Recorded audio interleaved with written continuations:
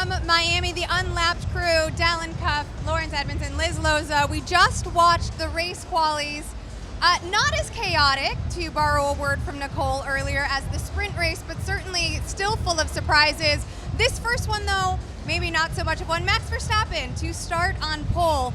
Also set a new track record here. Laurence, you're just grinning so much that I have to ask you. It looks like you are bursting with thoughtfulness about this.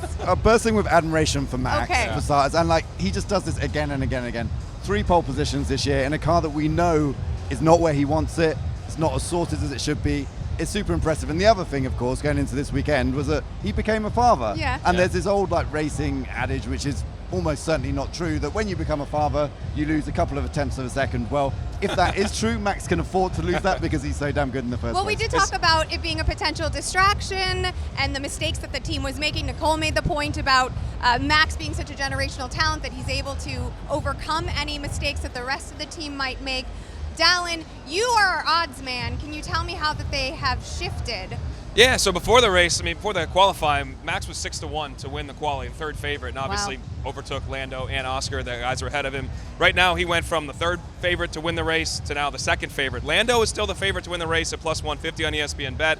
Max is right behind him, and then Oscar at plus 275. Your guy Kimi is at plus 1200. Just to go back quickly to the bigger picture with Max, though, Lando said it after the qualifying. Yeah, when Max being a dad, I hope it slowed him down a little bit. It did not. It's weird that this guy is a machine. It just doesn't seem like anything in his life affects his focus. Now, I will say that I thought it was impressive or noteworthy that they brought a new floor here, and then we'll see how that has set up for Max. But he thought the car was felt a little better. He commented on that afterwards. So if he feels that this is even a little bit more in line with the way he wants it to be, and we know what he can do, it's obviously capable of winning this race. The odds show that as a second favorite, but this is going to set up for a pretty fun race tomorrow. Max did not have any trouble, it looked like, with turn 17, which has been tricky for all of the other drivers, it seems, particularly even Lando, who did finish second. I want to talk about Lando because obviously the McLarens are showing quite well, but Lando winning the sprint, now starting second on the grid. Heading into this week, we were talking about his confidence, whether or not he could feel the pressure of Oscar, this being a race that he won last year. Maybe the confidence, the vibes are high for Oscar right now. Yeah, for Lando right now. That's right. No, it could be that safety car in the sprint race and the victory that led from it is a mini turning point at this stage of the season. We're still too early to really be talking about major changes and swings in the championship. They're still close enough. But I think for Lando's confidence, it was important. And he got out the car, and as you said, or as you alluded to, he made a little mistake at turn 17. Clearly the car wasn't behaving itself in the first sector either. And yet he was still kind of happy about it. He kind of banished those demons a bit from Saudi Arabia, where he had that crash in Q3. We know that when he gets to Q3 and the car's right on the limit, that's when he struggles most. And yet this time round, he beat Oscar Piastri. And actually interesting, Piastri's Q2 time was an exact match for Norris's Q3 time, but when the pressure was on and Piastri was in Q3, he wasn't able to deliver it. And if that had been Lando in that situation, I think we'd all be, at his neck, kind of saying, this guy's lost it, he's down on confidence. But it just goes to show how tricky these cars are on the limit, especially that McLaren. Oscar Piastri's looked solid for so long, even he can make a mistake. I think it was important that Lando said afterwards, I'm happy. I was happy with what I turned in, because I feel like it's weird. We always want, as journalists, we want our subjects to be honest and tell the truth. Well, he's getting crushed for that because he kind of opened up in the last 3 or 4 weeks about some challenges, really hard on himself, and that now gets turned against him. I think he needs to be in the right mindset. He needs to feel positive. He got a little luck earlier today, which got him a win and got him a podium spot in the sprint race, and obviously the points that come with that. And I think remember last year this time, guys, McLaren was 100-1 to win the Constructors' Championship at this point in time. Max and them were considered, this thing was over. Right. And like every sport, we do write a lot of narratives. In F1, the season's over, Lando's going to win 3 weeks ago. It's got a long way to go, man. And this was a turning point last year. Maybe it's going to be ups and downs, but this could be where Lando kind of regains his footing. I think he's got a real opportunity. I said it to you guys yesterday. I feel like everybody's already talking about Oscar. He's still right there, and now he's going to be in a better position than But we'd Oscar. like to see the competition within the team. Absolutely. Within the team, though, Kimi Antonelli, who you just mentioned, did split the papayas. Yeah. And that, I think, is really interesting, especially because he had such a great sprint quali and then not the best of luck during the actual sprint. but he's able to bounce back just a couple of hours later and deliver an incredible time, an incredible performance. How do you think George Russell is taking this? Well, George Russell is not dialed in round here. You know, he said after sprint qualifying yesterday that he just wasn't feeling the car, and that's why he went out earlier. Yeah. Remember, we were talking about that, and the reason was purely he just wanted to go out there by himself, so he had a clear track, no other distractions, because he knew that he was just a step behind this weekend. So I think George will have a lot of questions about that. For the first time in their teammate partnership, he'll be looking at Kimi's data and saying, right, where can I learn a few things? But I think this is going to become a theme throughout the season. We know that Kimi Antonelli is exceptionally talented, and yeah, now he's just starting to unlock, I think, really what he can do, and that confidence will grow. It's funny that how much confidence plays in this sport. I find it in every sport, but this one in particular, when the changes are so minuscule, between victory and a loss or first and fifth can be a half a second or less. George was complaining about the car from basically Q2 on. Like, you knew it was over. Now, I said that was my pick to win the thing, and I liked his value. That was money gone, and then Q2, like, there's no way he's going to win because he's already complaining about what's happening. Then in Q3, with 6 minutes to go, he's like, get me out there early, get me out there early. Same thing that happened yesterday. And Kimi just feels like he feels comfortable out there, obviously. And to come back for his 18 years old, to struggle like he did in the sprint race, one, getting beat off the line, but then kind of that decision to not just kind of tuck back in and sit in second place, to kind of try to force it. And then obviously the tire situation in the pit lane was a problem.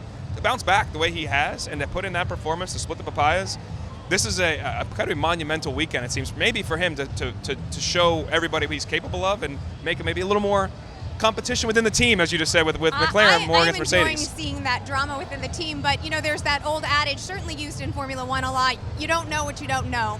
And so as a rookie, he does have a bit of advantage there. I'm seeing a similar advantage with Isaac Hadjar, who is crushing Liam Lawson at every turn. We talked about Lawson coming out of the sprint and the pressure that he is under. He mentioned, Lawson did, that there was a battery issue. The radio confirmed it, but I don't feel great for him right now. Yeah, and it's funny sometimes how things spiral down, even when it was a driver error in the sprint race, and then it's a car issue in qualifying. These things tend to just pile up and pile up. So he's going to need a reset overnight. He's capable of doing it. Like, he's had a lot of stuff to deal with this season already. Yeah. So this is a minor bump in the road compared to being knocked down from Red Bull to Racing Bulls, but it doesn't help. He did, however, finish better than Fernando Alonso did. Awful start to the season, as we mentioned previously. Fernando Alonso, though, now has 0 points so far. He went out in Q1, correct? Correct. Any thoughts on that, Dalen? And honestly, this is like their expectation level, unfortunately, and that was going to be Alonso's first point of the year until Lawson ran into him in the sprint race. Like, this is kind of where Aston is. They're not. Do you think that Alonso would have fewer points than Lance Stroll at this point? No, but at the same point, did I expect either one of them to really be competing? No, I mean, I feel like they're focused on 2026. They got their new wind tunnel set up, and their Adrian Newey focused pretty much, seems like, solely on that car and that project.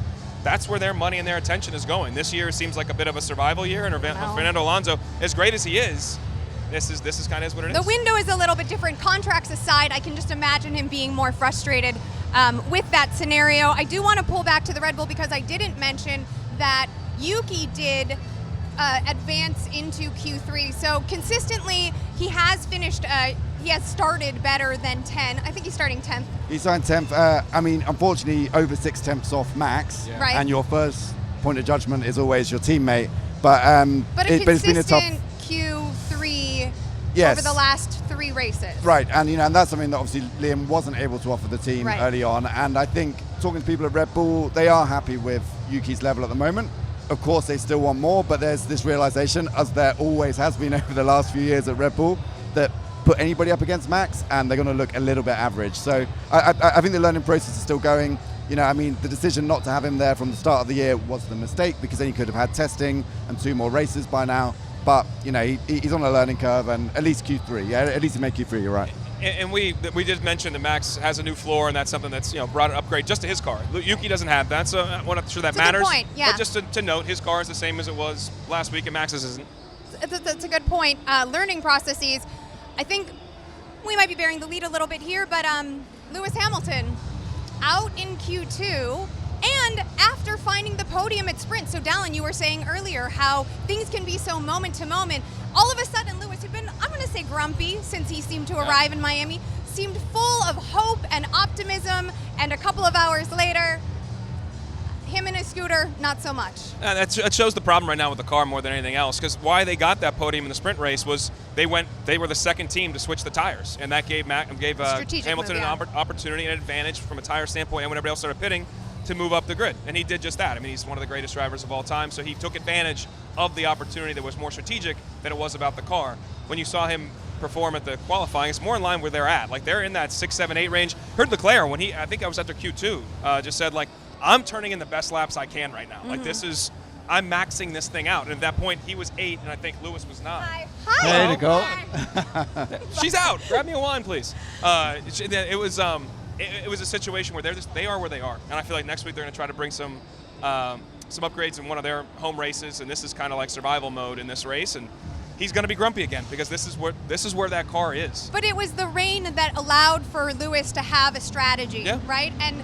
Lando also said that he's praying for rain. We know how good Max is in the rain, so I think we all want. Lando's praying for rain.